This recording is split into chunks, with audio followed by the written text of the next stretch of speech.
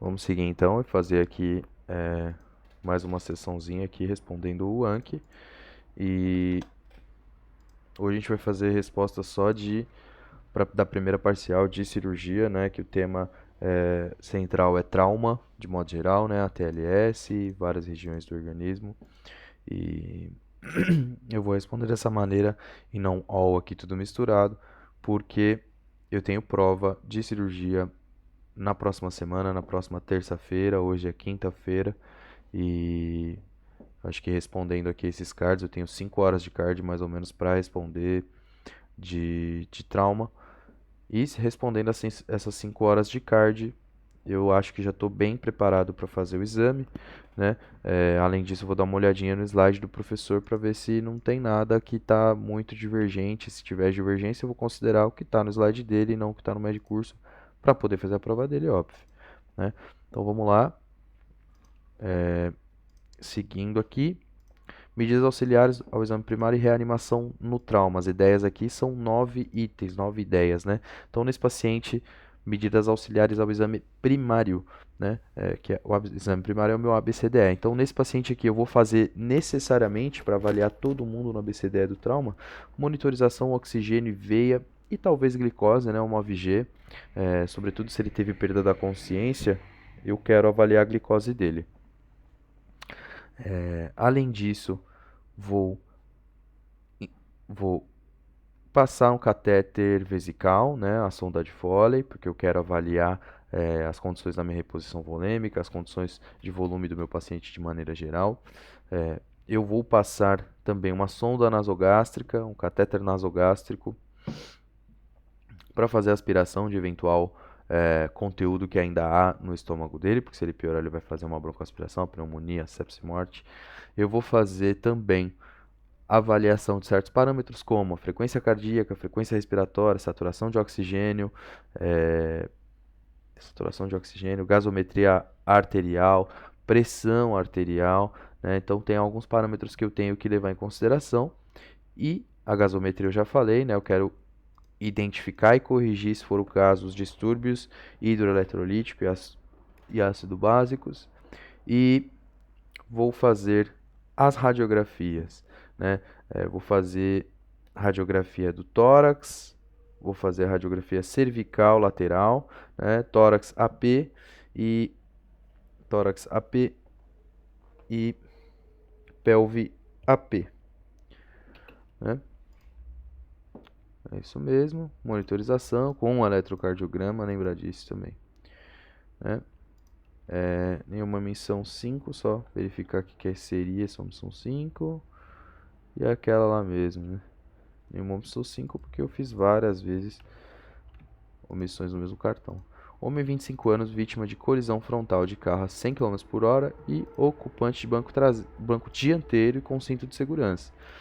Bateu de carro a 100 km por hora. Atendido pelo SAMU no local, exame físico 130 por 80, frequência cardíaca de 110, respiratória de 30, barulho na rua, respiratória de 30, né? Então os parâmetros aqui estão bons se eu estou considerando, né? A não ser uma frequência cardíaca, mas o cara acabou de sofrer um trauma, frequência cardíaca, frequência respiratória, né? O drive, mas o cara acabou de sofrer um trauma a 100 km por hora, né? Oximetria de pulso, máscara de oxigênio a 10 litros por minuto, 90%. Neurológico Glasgow 5, anisocoria, direita maior que esquerda, foram realizados intubação do traqueal, 1 litro de Ringer e transferido para o hospital. Na admissão, realizaram-se exames radiográficos simples do tórax e de bacia e feste na sala de emergência, sendo respectivamente sem alterações e negativos. Dois exames aqui. Os dois exames aqui.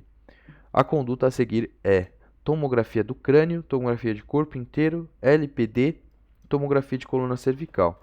Bom, vamos lá. Eu tenho um paciente vítima de colisão frontal de carro, né?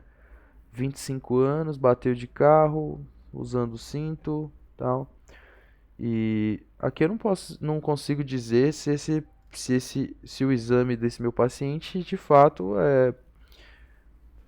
é um exame inconclusivo, né? Eu vou fazer o exame físico nele e eu não consigo dizer, não sei dizer se esse exame é inconclusivo. né? Mas agora, tem um paciente que está estável. Eu quero fazer LPD? Não quero, né? Eu prefiro ver a lesão, né? Eu prefiro olhar a lesão do que documentar ela num LPD, porque aí eu consigo identificar o item, o órgão que foi lesionado. E tomografia de coluna cervical? Também não faz sentido, né? Agora, também não faz sentido, né? Não é essa a minha dúvida. O que eu estou pensando aqui é que ele está sangrando em algum lugar e aí eu tenho uma certa elevação da frequência. Esse é o meu, né? Eu tenho uma certa elevação da frequência, já tive diminuição da perfusão cerebral e o paciente teve diminuição no Glasgow. E aí, essa diminuição do Glasgow aí provavelmente seja uma lesão focal no crânio. Eu vou pedir taque de crânio ou taque de corpo inteiro, né? Aí essa fica fácil de responder, né? Porque se eu já vou colocar o paciente na máquina para pedir ataque do crânio, peço do corpo inteiro, né? Então, alternativa B. A grande preocupação neste caso é o TCE. No entanto, lembre-se que a paciente vítima de trauma contuso do abdômen, que essa é uma paciente vítima de trauma contuso do abdômen, que não podemos confiar no exame, que está estável, deve ser avaliado através de tomografia, né? Então, essas ideias. Qual vamos marcar? Tomografia de corpo inteiro. O nome diz tudo. A realização de tomografia indiscriminada, avaliando o corpo como um todo, e não somente a realização de tomografia direcionada, de acordo com as lesões. Faz total sentido fazer isso, conduzir dessa maneira, inclusive lá no regional se conduz dessa maneira. Trauma com taponamento cardíaco. Manifestações clínicas e conduta, né? Então, manifestações clínicas vai ser a nossa querida e conhecida tríade de Beck, né, onde eu tenho hipotensão, hipofonese das bulhas cardíacas ou dos ruídos cardíacos e engurgitamento jugular, engurgitação jugular. Além disso, eu vou ter, hipotensão já disse. Além disso, eu vou ter um paciente em franca dificuldade respiratória, ele vai estar com a frequência cardíaca até que elevada, ou ele vai estar tentando elevar essa frequência cardíaca, pode estar elevada ao normal, ou elevada ao baixa, né, dependendo do grau de progressão do meu taponamento, mas as manifestações clínicas são basicamente essas, e aí eu posso ter também o sinal do pulso paradoxal, né, o pulso paradóxico, em que o ventrículo direito não permite o, o fluido, o fluido que está entre os ventrículos, né, entre o tecido cardíaco de fato e o pericárdio, não permite que o ventrículo direito se expanda mais para a direita. E aí, para acabar por encher de sangue, ele acaba se expandindo para o lado esquerdo, né? Isso acontece mais em inspiração, porque o retorno venoso é maior nessa fase do ciclo respiratório. Então, na inspiração, o meu ventrículo direito acaba por encher demais a bomba para a esquerda, né, a bomba para o ventrículo esquerdo, e diminui a capacidade deste ventrículo de encher-se. E aí, em inspiração, eu tenho uma queda maior do que 20 milímetros de PA. Né, de, esse é o sinal do pulso paradoxal. Certo? E a conduta, né? Qual que é a conduta? Então eu tenho duas condutas, né? Duas possibilidades de conduta. A melhor conduta seria fazer fazer a toracotomia, né, para correção da lesão. Então eu vou fazer pericardectomia, né? Então essa seria a melhor conduta. Mas se não for possível, ou se eu preciso fazer uma conduta para melhorar a condição do paciente naquele momento em específico, eu vou fazer punção de Marfan, né? Punção no espaço subchifóide do lado esquerdo do meu paciente, mirando essa agulha para o ombro, né, a 30 graus, e vou fazer. Seria muito melhor, inclusive, que essa agulha estivesse sendo guiada por ultrassonografia, isso seria incrível, né, porque aí eu garanto de fato que a minha agulha não vai perfurar o pericárdio, não vai, não vai perfurar o pericárdio, não, ela tem que perfurar o pericárdio, não vai perfurar o tecido cardíaco de fato, o músculo, e não vai provocar lesão, né. Garanto essas ideias. Drenar 15 a 20, 25 ml já é suficiente para melhorar as condições clínicas do meu paciente e manter ele estável até que o cirurgião possa operá-lo. Né? Vamos dar uma olhada. Tríade de Beck, hipotensão, turgência e bolhas abafadas. Sinal de Kussmaul, aumento da pressão venosa central na inspiração. Pulso paradoxal, uma queda maior do que 10 milímetros na PA sistólica na inspiração. Né? Esses são os achados. Toracotomia em centro cirúrgico, né? É melhor. Se dificuldade, posso usar pericardiocintese por punção de Marfan com retirada de 15 a 20 ml já é suficiente para reduzir os sintomas momentaneamente. Não é isso? Nenhuma opção contrária, tchau. Indicações de via aérea cirúrgica, cricotireoidostomia em adultos e traqueostomia em crianças menores do que 12 anos, né? Que essa é a indicação aqui da minha última versão da TLS. Então, cricotireoidostomia em adultos. Vamos pensar legal aqui.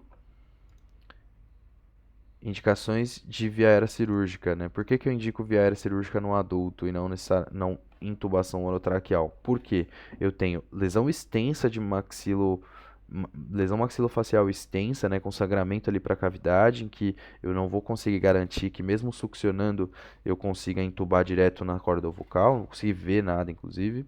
É, edema laríngeo, sangramento laríngeo, ali, dificuldade de visualização das cordas vocais, seja por qualquer motivo, esse motivo sendo mais comumente o edema laríngeo e lesões do pescoço com modificação da anatomia, né? Se eu tiver uma lesão direta aqui do pescoço e que esteja movimentando tudo para um lado, vai ser mais difícil de eu fazer essa intubação, essa IOT, e aí eu tenho indicação para fazer via aérea cirúrgica.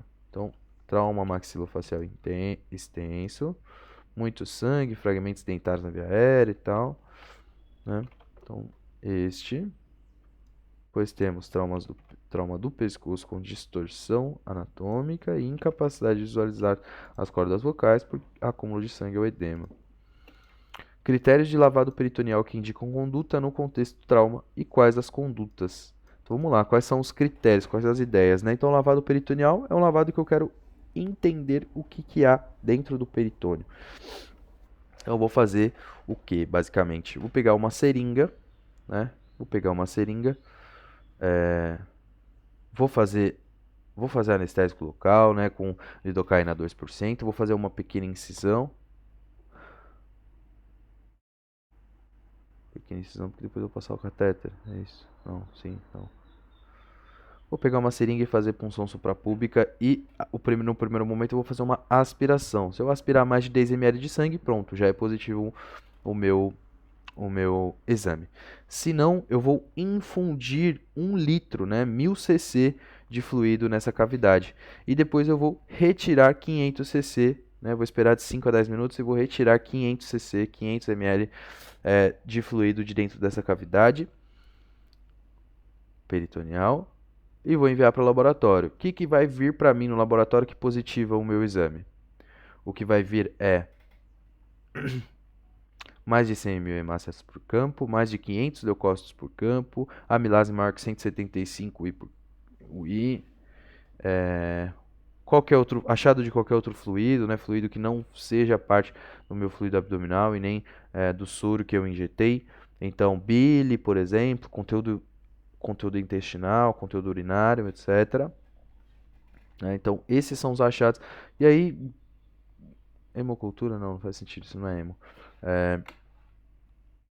E aí, qualquer um desses achados aí vão me indicar um LPD positivo agora. LPD positivo com paciente estável, tomografia. Eu quero ver na imagem onde é que está a lesão. LPD positivo com paciente instável, laparotomia exploradora, né? Laparotomia exploradora emergencial. Então, se o paciente instável hemodinamicamente, laparotomia. Estável, TC de abdômen. Né? Certinha a resposta, nenhuma omissão. Conduta para o paciente previamente rígido, esplenectomizado após trauma. Então, as ideias do esplenectomizado, o que eu vou fazer com ele? Vou fazer vacinação. Né? Vacinação no 14º dia pós-operatório. Vou começar a vacinação dele e eu vou fazer essa vacinação contra streptococo, pneumoniae, meningococo, né, o Neisseria meningitidis e Haemophilus influenza B. Né? Então, vacinar pneumococo, meningococo e Haemophilus influenza B. Imunização para capsulados. Mulher de 30 anos, meu celular aqui.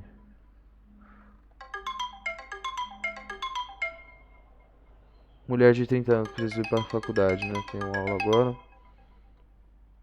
Vou para a faculdade. Mano, por que não para o alarme?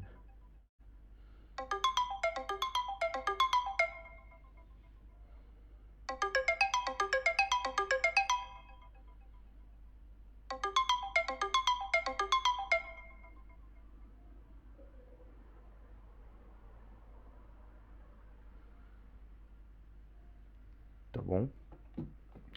Última resposta, última pergunta aqui, última resposta, só 15 minutos, né? Bem curto esse. Mulher de 30 anos de idade, vítima de acidente motociclístico, é trazida ao PS. Na avaliação primária, ela encontra-se consciente, Glasgow Coma Scale de 15, pupilas mióticas e fotorreagentes, taquidispneica, saturação de 90% com máscara de O2 a 50, frequência respiratória de 32, murmúrio vesicular abolido em hemitórax esquerdo com hipertimpanismo à percussão. Pronto, aqui já está, né, muito direcionado o diagnóstico. Frequência cardíaca de 126, PA 90/60, bulhas rítmicas normofonéticas em 2 tempos sem sopros. Qual a conduta mais adequada? Drenagem pleural à esquerda, ressuscitação volêmica, radiografia de tórax, pericardiocentese. Né? Então, aqui eu tenho um paciente que, poxa, tem instabilidade hemodinâmica, né? Satura mal e tem a frequência cardíaca de 126, já tem afetação aqui, taquidispneia, tem afetação aqui no meu estado de consciência, tem afetação no drive respiratório também, então bastante estímulo do tronco, saindo do tronco. E o que eu vou fazer para ela?